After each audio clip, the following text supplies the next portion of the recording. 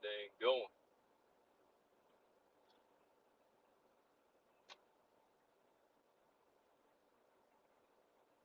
Yeah, just got it. Just doing another live from point A to point B. Let me see if I can get all these topics in. Just a few things I want to kind of discuss. So we're gonna try to get it in.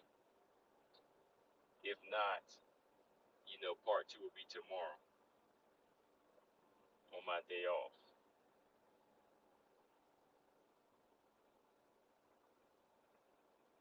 Let a few of y'all come in while I get situated.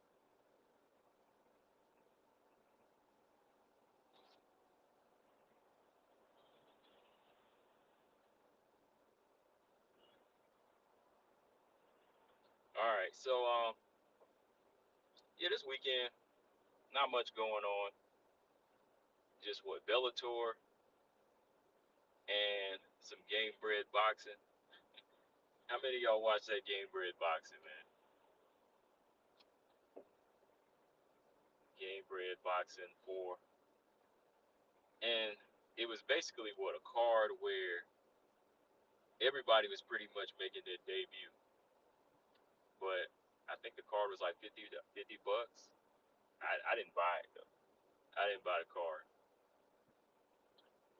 You had of course Roy Jones and Anthony Pettis. They were the main card, and that was Pettis' first fight, right? Roy, he had like double, quadruple the number of fights everybody had. I mean, he was up in the 60s. Everybody else was just making their debut on this card. So I was like, is this really worth like 50 bucks? Like I said, I didn't buy it though. 50 bucks, nah, man. Say what's up? Say game bred boxing was mediocre. Oh yeah, it was beyond me.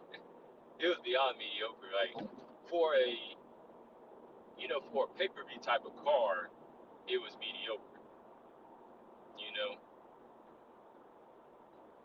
$50 and everybody's making their debut. Like that's not really worth the money for me. I'm not gonna pay $50 for a card where everybody's making their debut pretty much. Roy was the only guy on there. Oh, six said just try. Yeah, I mean, for real, like it's not being disrespectful, it's just being real. Like we work for this money. We work hard for this money. So it's like, do I want to give $50 to what's basically a starting out card? It's basically like an amateur card, right? I've gone to free cards like this before. Everybody's like 0-0. I know these are some legends in the game. Jose Aldo. This is his. This is him starting out, but he's got like this extensive resume in MMA. But when it comes down to boxing, he's brand new to it. You know what I mean? So it's like, why am I going to dish out $50 on this one? I'm just being real, man. Just being real. I don't even want to come off like I'm, you know, I just try to be for real. Like I didn't want to dish out $50 for it. Uh, but anyways, I caught a little bit of the card. I just caught a little bit like the prelims on YouTube because I just wanted to see what the was her name Danielle Wynn and Danielle Cohen what they look like, and it kept on like lagging on me, so I didn't really get a chance to finish it. And I wanted to see what Gina Mazzani and Pearl Gonzalez would do. Well, I just caught clips of that, and apparently, it looks like Pearl Gonzalez is making an argument that she won the fight, but from what I was seeing, I didn't really see anybody looking like a technician in there. You know what I mean? Like you can still see like that's what I'm saying. Like MMA fighters, MMA strikers, they may look good in their striking in the cage, but when it comes down to that one discipline, boxing, it's a different world. It's a different world. Like it takes a lot for these fighters to commit to just throwing hands and just keeping that stance like a boxer. So you could really see that in this fight. Sometimes they were throwing wild, winging shots. Defense wasn't really anything spectacular. So they weren't really showing any little slick moves in there. So um, and they're both and Gina Mazzani, she's making her debut. I know Pearl Gonzalez is like 1-0, but it's like, okay, she's done a few bare knuckle boxing matches, but she's pretty much still green to boxing herself, right? So again, I wasn't going in there expecting like, oh, this is some type of arm burner that I gotta really, really see, you know. But apparently Gina Mazzani, she won the fight by majority decision. But hey, Pearl wants to make the argument she won it. Hey, just do it again. Then. Ravioli, he said Cyborg is gonna get hurt. No, Cyborg is gonna hurt Cat. I don't want to see that fight. I don't even know what's the word on like Chris Cyborg. Is she still with Bellator now that she's a free agent? Is that even gonna happen? Like, I don't even know at this point, So Chris is doing so many other things. Like I don't even really keep up with her at this point as like a champion there. She's pretty much dominated the featherweight division anyway. But yeah, man, what's up with Amanda though? Like, what's going on with Amanda Nunes? Like I'm still trying to figure that out. Like, you see her on social media, you see her on IG. There's supposed to be a big announcement. What, a few weeks ago or about a month ago? What was that announcement? Like, announcement that she's training, but no fight lined up. And that's what I'm saying, man. Like, that's what's kind of just putting a damper, even more of a damper on the bantamweight division, right? It's one thing is people getting tired of champions that hold up the belt, but people also get tired of like the dominant type of champions, that just keep running through everybody. They want to see somebody new. But now, you got somebody like Amanda Nunes who hasn't really been vocal about being active this year. She's already coming up on, let's see, about to be 4 months deep into this year. So I think we can honestly say that Amanda's probably not looking to fight but once this year, right?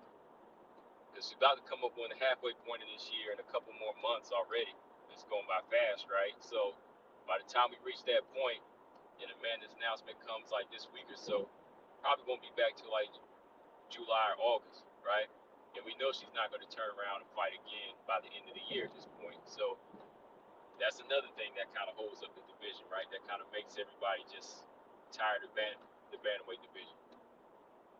And she pretty much been through everybody, Like, I mean, there are fights out there for her, but she's pretty much been through everybody. But that's still not really an argument because she can run it back with Pena. She can fight Aldana at this point, and that's what some people are just wanting at this point. They just want to see her come back and be active. Um, Logan said she needed to fight a couple months ago. You mean Amanda Nunes? Ravioli said any word on Clarissa? Uh, I've been seeing Clarissa online, and she's trying to work out another deal. I don't know if like to fight in boxing.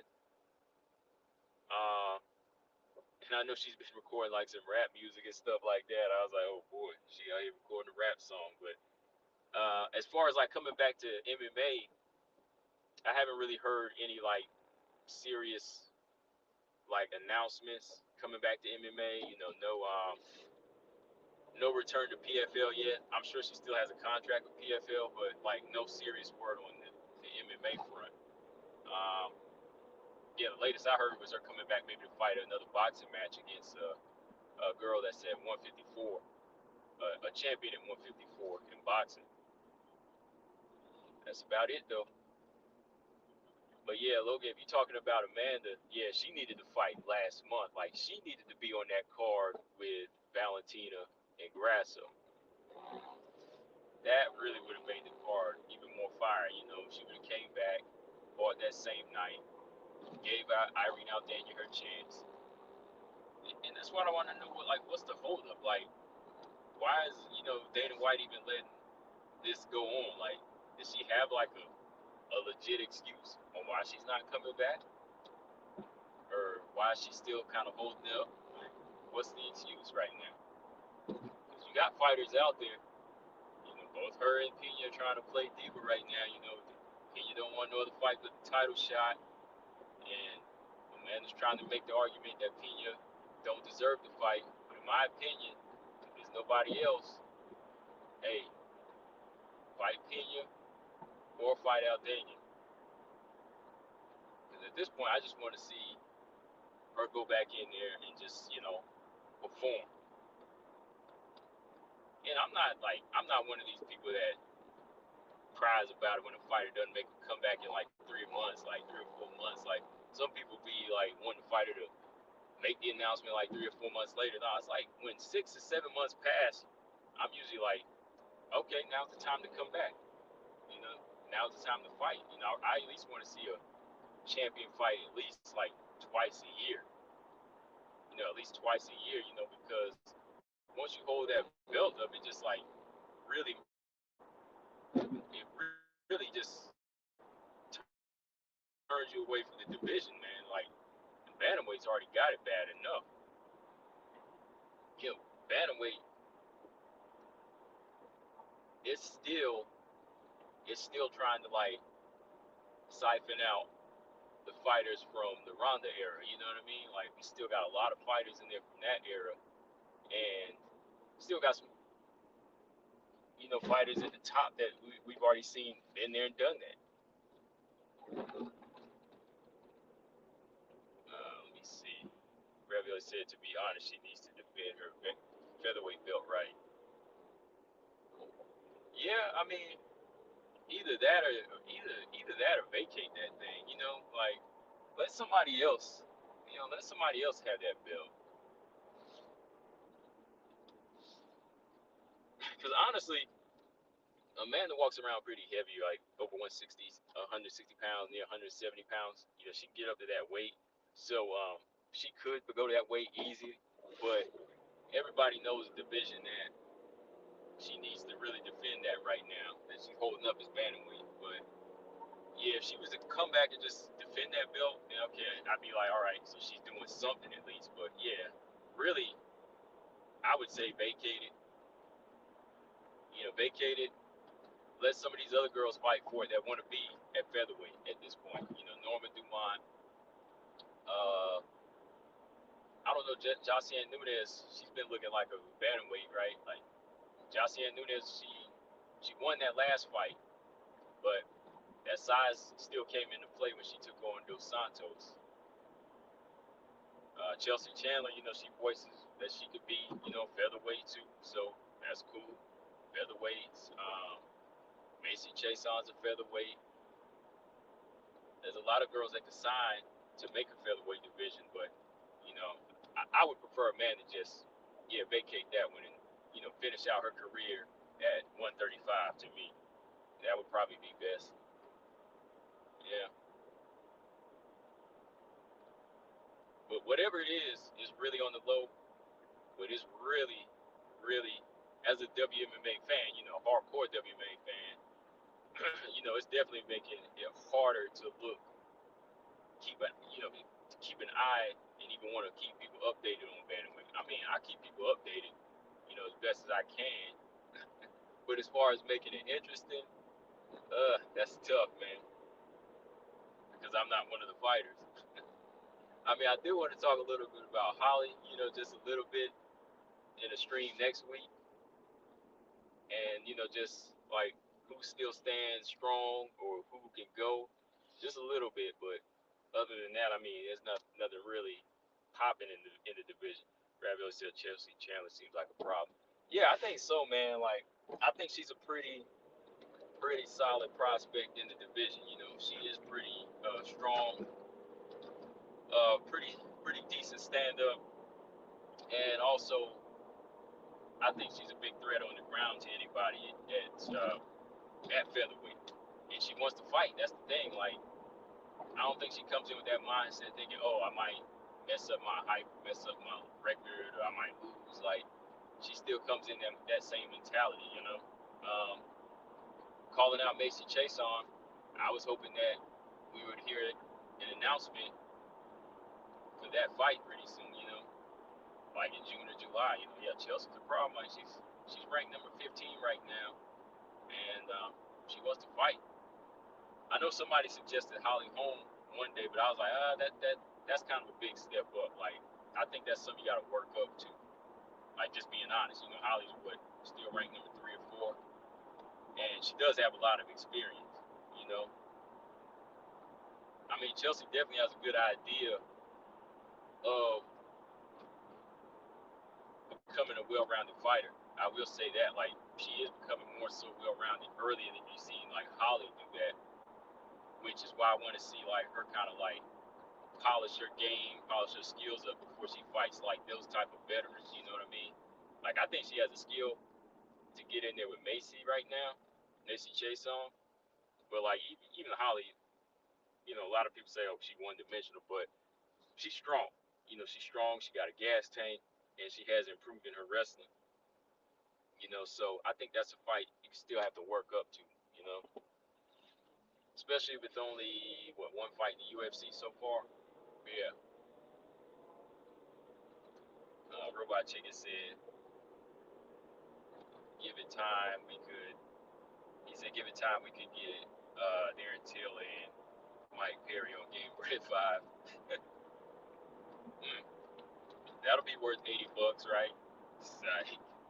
I ain't paying Jack, man. I watched, like I said, Robot. I watched the prelims a little bit. I was in and out, but then I pulled up UFC Fight Pass, right? And I was gonna click on the Jones and Pettis thing, but then it said $50. I was like, oh no, man, I can't do that.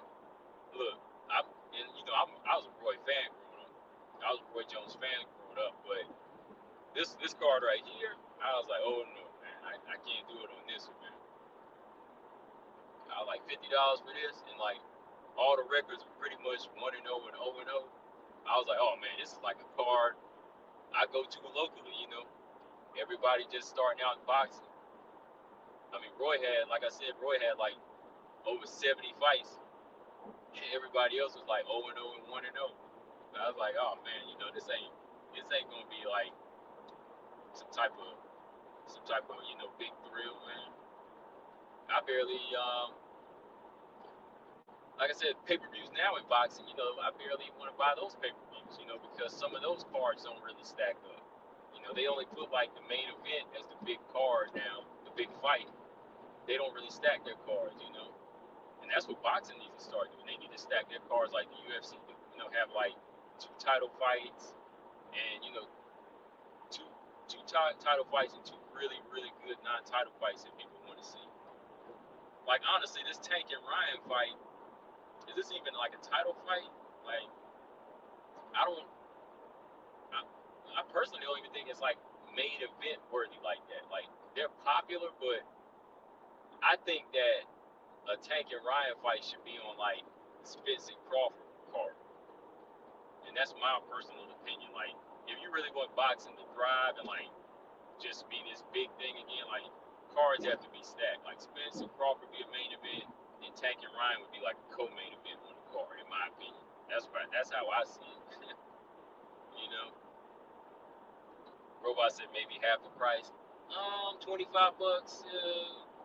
I might be, you know, I might be leaning to dish out $25, but even then, I don't know. I'm being stingy, man, today. Especially like I said, when the fighters aren't really like polished in the sport. Yeah, $20, I might do that because I did pay for I paid for a BKFC card before. I did a BKFC card for like what, $19.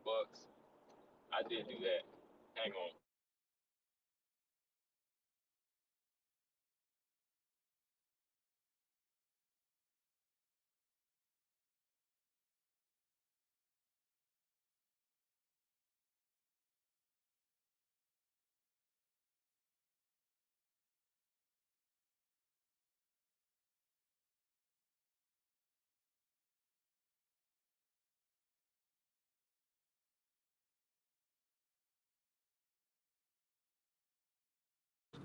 All right, I know the audio wasn't that good then because I was on the move, but yeah, it's better now. I know that.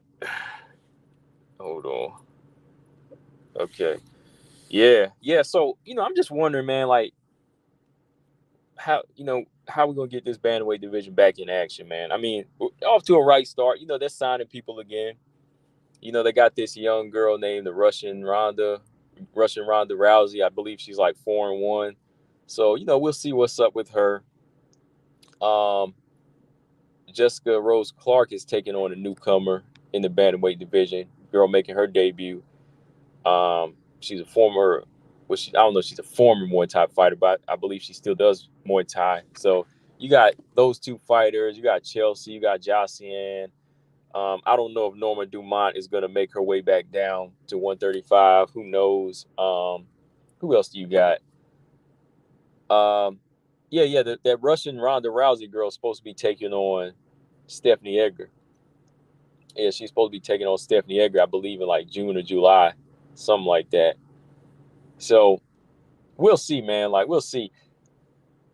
It's just like flyweight really, for some reason, has every division. Well, even strawweight at this point, it has it beat. It's just like everybody that's coming in a flyweight is a little bit more entertaining. I don't know why, man. It's like those girls' styles right now is just like making for like quality fights. You know what I mean? Like bantamweight here and there has good ones, but it's like flyweight just has like certain killers coming into the division, man, that nobody uh can really just like match right now. Norma's booked against Kill Rosa. Oh yeah. That's right. Norma's booked against Kill Rosa. I remember. Yeah. So Kill Rosa big enough to be a featherweight. So it's like, you know, hey, you got this division. Tell Amanda to vacate that belt, man. When was the last time she defended that belt? Like 3 years ago against Megan Anderson. Uh, James said, "Do you think Nunes fights by August?" I think she does, and that's the thing, man. Like, if she does, it's still like, come on, because if she does, that's only gonna put her at one fight a year. If she does, like I was saying earlier, I think maybe like June or July. June or July. Well, now I don't even know about June anymore because she still ain't even announced anything. Maybe July. Maybe July or August when she comes back. But even then, it's like she only gonna wind up fighting once this year. And then that next turnaround might not be till next summer. So I know a lot of people, like I'm not wishing this on her, like I'm not wishing for her downfall, but I'm saying a lot of people out here are gonna be like, they hope Amanda lose. Whoever she fight, they're gonna hope she lose because if the belt changes, we might get more of an active fighter. Like if Irene Aldana was to pull off the upset, would she have to give Amanda a rematch? I don't know. Who knows? Because Amanda might feel like, hey, I want to take time off now, possibly retire, right? Robot Chicken said Valentina says she never overlooks her opponents, but her fans say Val overlooked Grasso. Um, I, I thought about it myself because I was thinking like maybe she didn't think. I was kind of thinking to myself, maybe she didn't think Grasso was going to be this type of test that she was, and maybe Valentina didn't overlook her, but maybe she came in with the same mindset of preparation, like if that makes sense. I think Valentina always prepares for new things and she prepares hard, but maybe it was the mindset that maybe her opponent wasn't gonna level up like they haven't in the past. You know what I mean? Like, I know that kind of sounds like, oh, you're still saying she's overlooking her, but no, it's like sometimes you just get kind of comfortable in a position, like you're used to certain things. Like, I don't think she did, because that's the one thing I'll have to give her credit for. Like, I won't say that. Like, if I've said that in the past, I have to kind of take that back on Valentina. Like, I don't think she's ever overlooked anybody. She always prepares, you know, her hardest. But sometimes certain scenarios, they can come out of nowhere. And that's kind of what it was with Grasso. Like everybody else in the past, they kind of just submitted to what Valentina already prepared for. But when somebody else was ready to bite back, it just kind of put her in a new mindset. You know what I mean? Oh, Mojo, what's going on? He says, salute. What's going on, Mojo?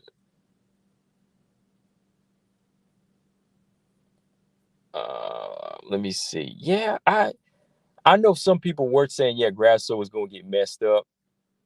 And I had Grasso losing by submission or whatever, but I didn't know, like, hey, I never went on record and say, oh, she's going to get torn up or killed like that. Like some people did. And wow, they had to really eat their words on that one. You know what I mean?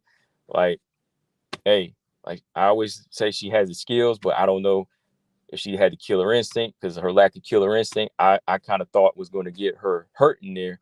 But hey, she proved me wrong. I can honestly say that.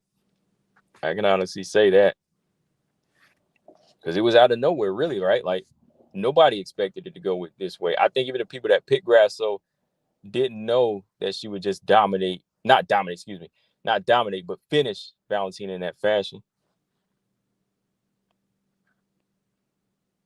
They were hoping for it. A lot of people say I'm hoping she does it, but they couldn't really stand on it. They wanted her to lose. They wanted Grasso to win, but some people I've talked to, they didn't really think it would come through. I kind of said, where's Cyborg and Kayla? I have no idea. Kayla, maybe we'll see if she's back with PFL. I don't know. We'll see what's up with her. Chris Cyborg, apparently she's a free agent. I don't know if she still has the belt right now. Kat Zingano doesn't really seem too sure in that herself. But Kayla Harrison, I haven't heard too much about her returning anytime soon. I mean, she's got work to do as well. So we'll see. We'll see where she goes. But, I mean, really, at this point, for Kayla, I don't want to see her come back at PFL. I want to see her do something else, like go to Bellator if she can fight at 145, or I would say the UFC, but if it's like I don't think Dana wants to sign her anytime soon. So I don't know. I really don't know what's going on with Kayla Harrison though.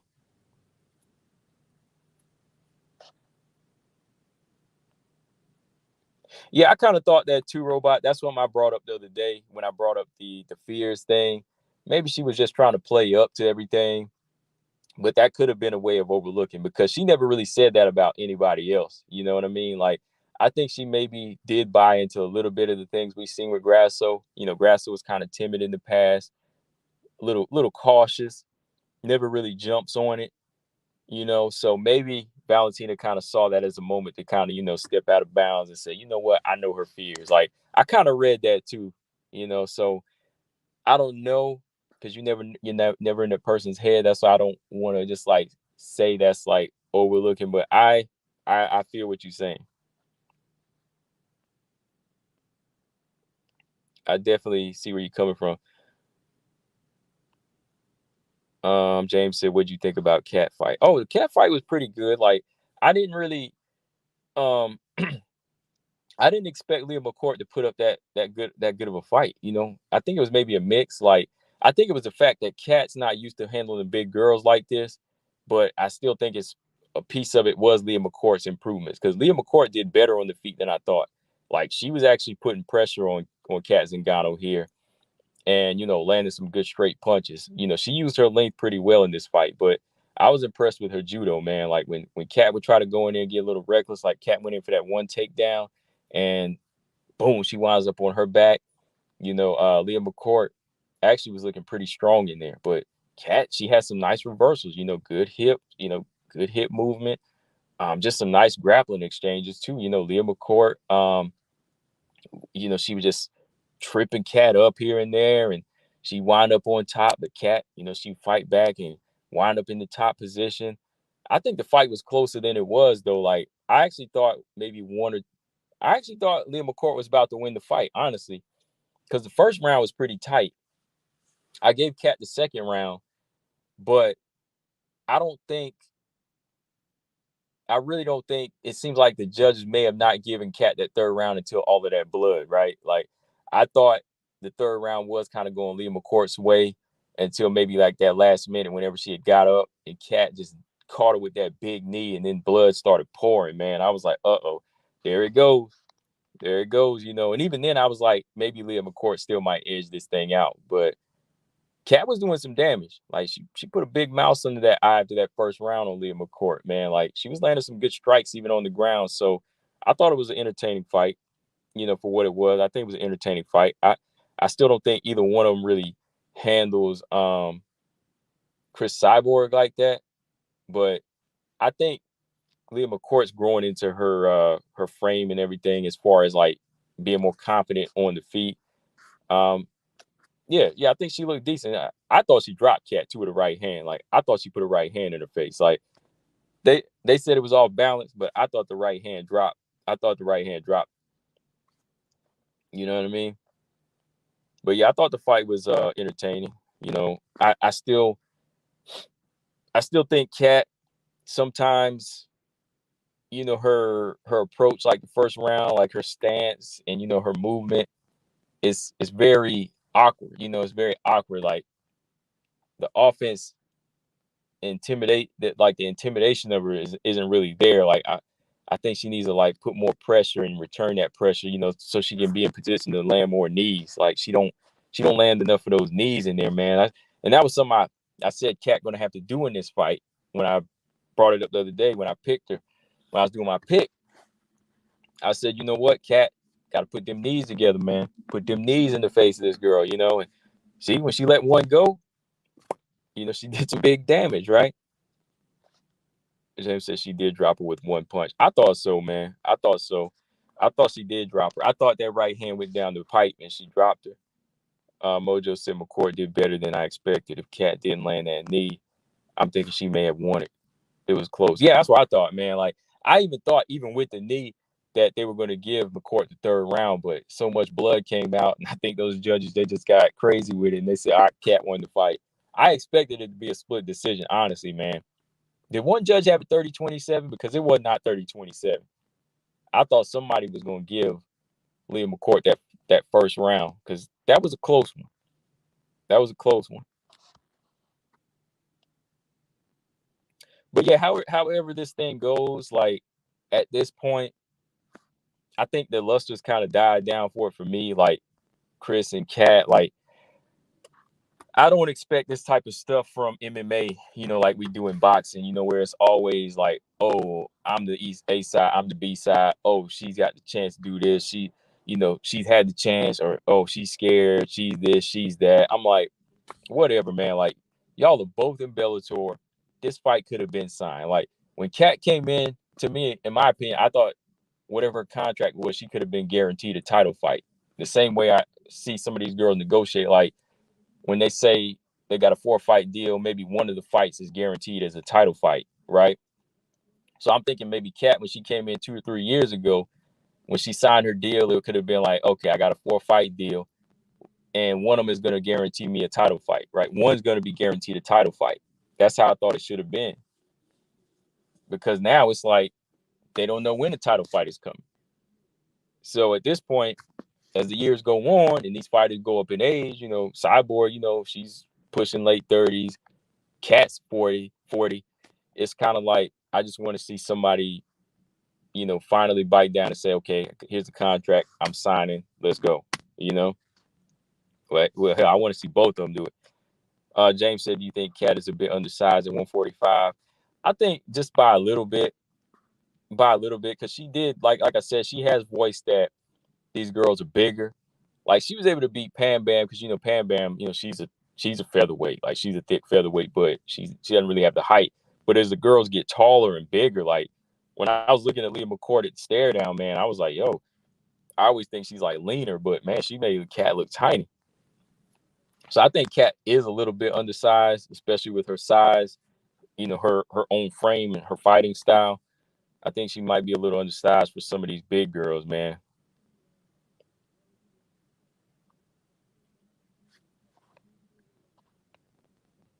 Ravioli says Cyborg kills Cat. Ooh, man. You're not lying. I mean, yeah. I at this point just want to see her get her fight in. He said Arlene and Sinead might put hands on Cat. Yeah, Arlene got her fight coming up with Sarah McMahon. That's going to be a good boxer versus wrestler match, And, I'd like to see Sarah McMahon at 145. This girl got a lot of muscle.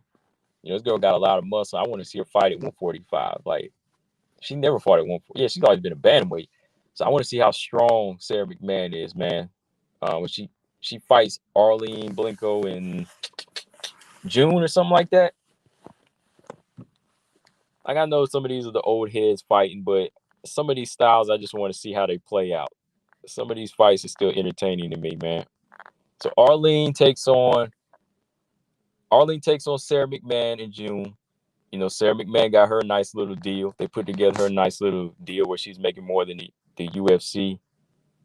And this might lead to her fighting Cat next or something. You know, you might get Sarah McMahon versus Cat. We never had that fight. So we'll see. Colton said, yeah, I want to see Pacheco fight Cyborg and Nunes. Yeah, I think a Pacheco Cyborg fight, it could happen at this point. You know, I'd like to see how well-rounded her skills really are against somebody like Chris Cyborg, Pacheco, that is. James said Roy Jones might fight until he's 77. He already, 54 years old now? I thought he won that fight from what I've seen, the clips I've seen.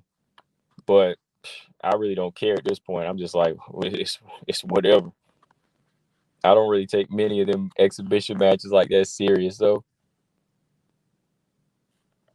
Yeah, Ravioli. Pam just lost again, man. I rock with Pam too. You know, I'm cool with her, but dang, man, she lost again against a young girl, Sarah Collins, 3-0. Keep an eye on Sarah Collins though, man. That girl's strong. Like, that girl was using judo and everything, but she was landing some hard little shots, right? She was landing some little hard ground and pounds. So this girl 4-0 now, but I'm gonna keep my eye on her. This girl, she might have something. Like, I don't know if Chris will be around whenever she is, but I think this girl might have some skills, for this division for what it is. Yeah, I heard of Melissa Dixon. Yeah, Melissa Dixon as well. See what's going on. James said that was an exhibition. In my eyes, it was. I mean, you know what I mean. Like, I know it goes on their record, but come on, that was not that presentation was not professional worthy.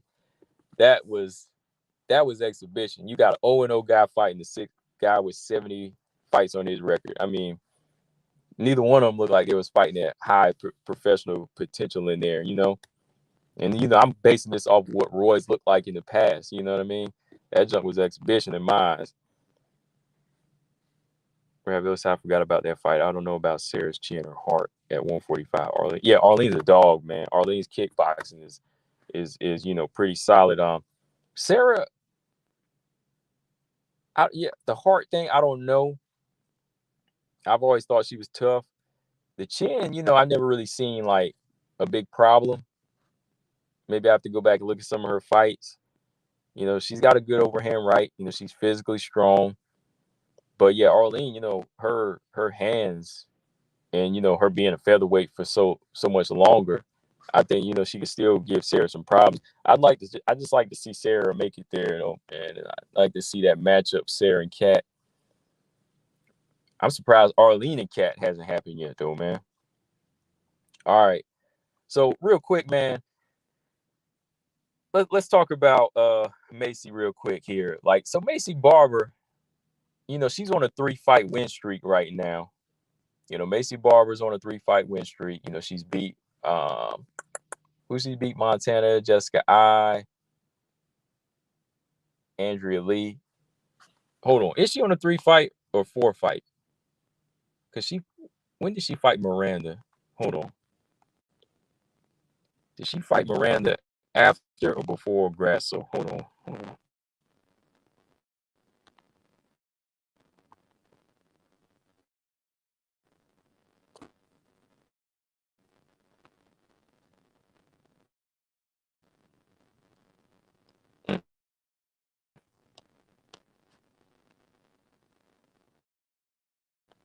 Playing around here. Working. Hold on. Where you at? Where you at? MMA record. Oh, no. Okay. Oh, okay. No, she's on a 4-fight win streak now, which I still don't agree with the Miranda decision, but she's on a 4-fight win streak. 2 close fights, Miranda and Andrea Lee, and convincing wins over Jessica I and Montana De La Rosa, right? So with that 4-fight win streak, is Maycee Barber ready for a top 5 fighter at this point? Is she ready for a top 5 fighter? That's what I was trying to match up with some of these other top 10 fighters, or is she ready for like a top 10 period, like top 7, top 6, top 7?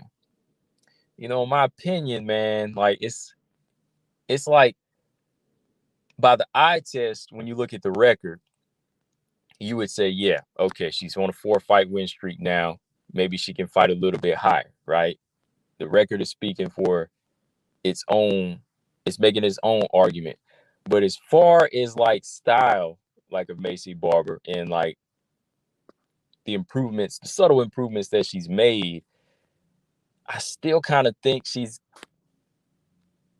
a couple of gears behind some of these fighters. Like the improvements haven't been like astounding to me. You know what I mean? Like the improvement, what's going on, Marcus? The improvements to me haven't really been like something where we say, oh yeah, it's ready. Let's go. Let's put it in. Let's put her in there. You know what I mean? Like I haven't seen her do that much in these W's that she's getting, right? Like I haven't seen enough change. Like the Miranda fight, she was holding back too much to me, right? She's made changes since then. Okay. Clinch game's gotten better. She's throwing more elbows. She's looking stronger. Her range is getting better with her striking, but her ground game, man, like she's still kind of a little helpless on her back. And even then, like she hasn't really been putting those combinations together like to close the show like she used to now. Like I know sometimes something has to give. Like if you're not a knockout artist, you want to work on your technical side. You have to kind of balance the two. You kind of have to balance the two. So maybe she was working in there, but in my opinion, I still don't know. Like it's a 4-fight win streak. It looks impressive, but when you really analyze the fights, like I had to look at it and say, I don't know if she's ready for like top 5. If she thinks she's ready for Grasso, she thinks she can storm through the girls like Santos or Manon or Blanchfield to get up there, which she hasn't really called any of their names, but she's saying that she can storm through there and get that rematch back with Grasso. But she's not even ready for Grasso, let alone like those girls that I mentioned. But even like that second half, like Murphy, Chikeg, and Maya, I think would still be trouble for her from what I've seen, and that's okay. It's okay. I'm not trying to bash her as a fighter or anything. I'm just saying like what I've seen right now is an improving Maycee Barber, but it doesn't look like somebody that's going to go in there and do what Aaron Blanchfield was doing, right? Like literally, like when I see Aaron fighting, like when she came into the UFC, I seen like a different gear in her. Like you see her switch it up, and you see her like always make these little improvements in her fights. It's different. Like for some reason, it's different. Like Maycee can come off more exciting, maybe because she's got knockout power.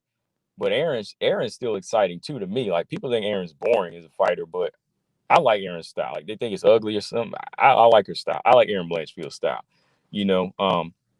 I think she's like underrated. She's got underrated strength too. That girl's strong, man. Like you would think Maycee's strong, but Aaron is a hell of a lot stronger in my opinion. Like the way she can muscle these girls around and like toss them around. Like you won't catch Aaron on her back, So that's where they kind of differ. Like Aaron can throw her weight around in there, like not even literally, but just like throw her weight around as far as her presence. Maycee still is coming together, I think, and improving as a fighter. Where at 23 years old, it's going to take a few more fights before you see her really, really come into herself. Like, yeah, she got signed to the UFC early in her career, but she's still growing, and there's no problem with that. She's still growing. Like, so I don't see her beating anybody in the top 5, really. Somebody asked me that. I don't see her beating anybody in the top 5.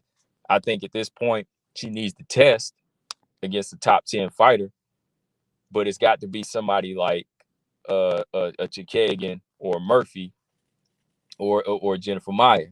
It's got to be one of those three. Because, yeah, you got 4 wins now. Let's see how far you can go against one of these girls. Like, all right, you got your win against Andrea Lee. Some people felt you lost the fight. I can argue she won the fight. Could have went either way. So now let's see if you can take it back, go back to training, come back and see if you can beat one of these girls like Chikay. And in my opinion, man, I think that's why I did the last week. I said I match her up with Murphy. People don't like that, but I'm like, I think if she wants to get to the belt playing a matchmaker, her best bet would be to fight somebody like Lauren Murphy, because I'll take any of them, but Caitlin Chikagan, I think, would still beat Maycee Barber right now. I think Caitlin Chikagan would still beat Maycee Barber. I think her skills and her ability to move and be so elusive and throw a lot of combinations and, throw flurries would kind of throw Maycee Barber off track here. Like, who knows? She could probably land something with the equalizer she has, but I don't know if she could ever get Caitlin in a position. Like, Caitlin can take you down. You know what I mean? Like, Caitlin Chikagan, she's got underrated ground skills. Like, people don't really see her as like this ground fighter, but she'll surprise you with takedowns and she'll control you, So girls like that, they're going to give her a problem. Now, if Maycee can pass those tests, then fine. Then she can talk and say, I'm ready for so-and-so for a title eliminator. I want to fight Tyler Santos. Now, again, like I said, the UFC, they might do something crazy and make Tyler versus Maycee Barber, which they shouldn't do. But until then, I think Maycee Barber, she still got some of that work cut out. For real. Got some of that work cut out. Got to get it in, because she got 4 wins in a row, but I still don't see her being like this dominant contender, man. I don't see her. I don't see her as a contender, like a full-on contender yet. I don't. Colton said, I still think Holly would give Amanda a competitive fight. Maybe. Robot Chicken said Aaron is getting back-to-back taps. Who don't like finishes? Right. Yeah, that's what I'm saying. Like, some people just don't like her style, but I'm like, I like it, man. Like it's like how she breaks it down, how she breaks her opponents down, how she gets them, man. Like, yeah, she finishes people, So it may not be like this the club in power, but it's like a finish. You know what I mean? Like, the guillotine, the Kimura she'll put on you. She's got skills.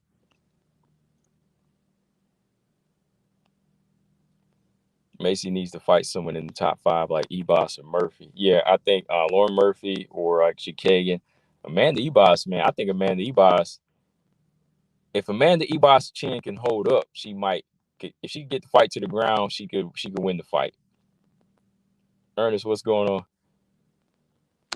Mojo said, Aaron and Grasso's last 2 fights showed the rest of the pack what improvement jumps need to be achieved before they start barking the top 5. Exactly. Yeah. That no holding back, man. That balance of dog and technique, man. That balance and dog and technique. You need that, man. Like what Grasso and Aaron we did. Like, a lot of people didn't think they were going to do. A lot of people thought Aaron was going to get taken out by Andrade. Grasso, we all thought she was probably going to get dominated by Valentina, but no, like, the improvements they made, shoot, that's what Maycee needs to do. You know what I mean? Like, Maycee's well-rounded game needs to start coming into play, and I think the best way to test it is by fighting one of those girls first. Yeah, throw Ebos' name in there too. Yeah, Maya's gonna be the toughest out of them though. Maya and Chikagan will probably be the toughest. I think Murphy and Ebos would actually be doable from Barber.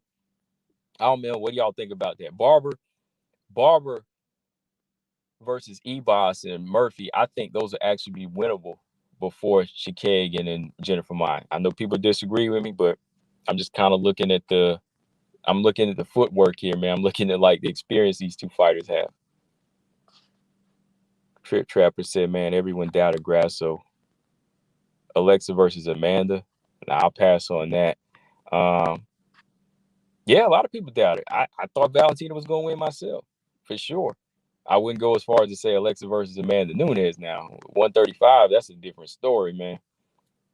135 is a different story. Let Alexa defend her belt here. Like, if you say Alexa versus Tyler, I'm for that. You say Alexa versus Manon, I'm for that. Alexa versus Aaron Blanchfield, I'm for that. But Alexa versus Amanda Nunes, not yet. Not ever, maybe. Yeah, Ravioli said Ebos gets into too many brawls. Yeah, I think that's the thing, man. Like, that's what would get Barber the win, and that's what would get Ebos clip. So I would say that's a winnable fight for Barber, but she could still lose it, of course. But those would be the ones that I'd say if she wanted to, continue her streak, and the UFC wanted to continue, that's the way they want her to go.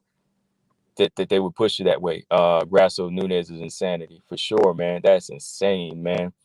Grasso ain't gonna, Nunes ain't gonna sit back to that. Nunes said, "I am not gonna sit back to your little punches, girl. I'm gonna walk through you. I'm gonna come through with this right hand.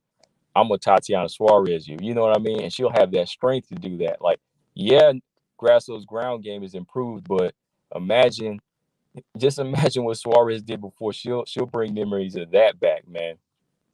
And Nunes will bring all of that back real quick. Nunes ain't gonna fall to that, man.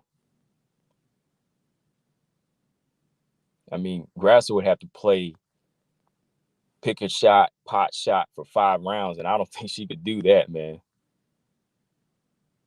But yeah, like I said, those are the names Grasso needs to be defending against. Of course, the rematch with Val, Manon, Tyler, all of that. Those are the names I want to see her with. But no, not Nunes, buddy. buddy. Let me get up out of here, y'all. Hit that like button and subscribe. I'll jump on tomorrow because there's some other things I want to talk about here. I just wanted to kind of get it in with y'all, get in another stream. It's been a few days. So yeah, Combo Breaker 99. Make sure y'all subscribe. I'm out. Peace.